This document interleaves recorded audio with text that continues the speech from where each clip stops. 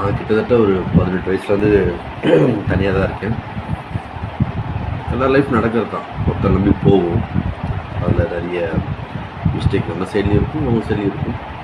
But அதெல்லாம் நம்ம சைடை மாற்றிக்கிட்டு நம்ம வாழ்ந்துட்டுருக்கோம். எப்போ நமக்கு தனிமை இருக்கக்கூடாது நான் சொல்கிறேன்னா, அது வயசு தான். இந்த பிளட் வரைக்கும் தான் நம்ம சுறுசுறுப்பு ஓட முடியும். அதுக்கப்புறம் ஓட முடியாது.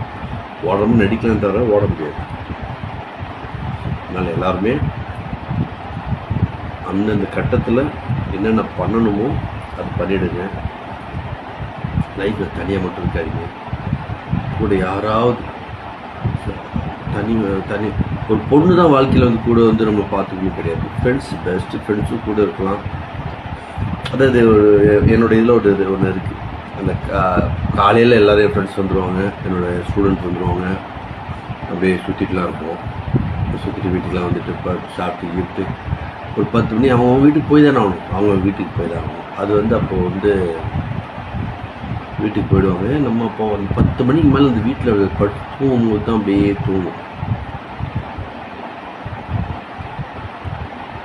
அதுக்கு வார்த்தையே கிடையாது. அது சொன்னால் புரியாது. அது சொல்லுவார், ஒரு சில இதெல்லாம் சொல்லுவாங்களே, அவங்கள வலிச்சாத்துட்டாங்க. அந்த வழினால ஷேர் பண்ணுறவங்களுக்கு தனிமையாக இருக்காதீங்க.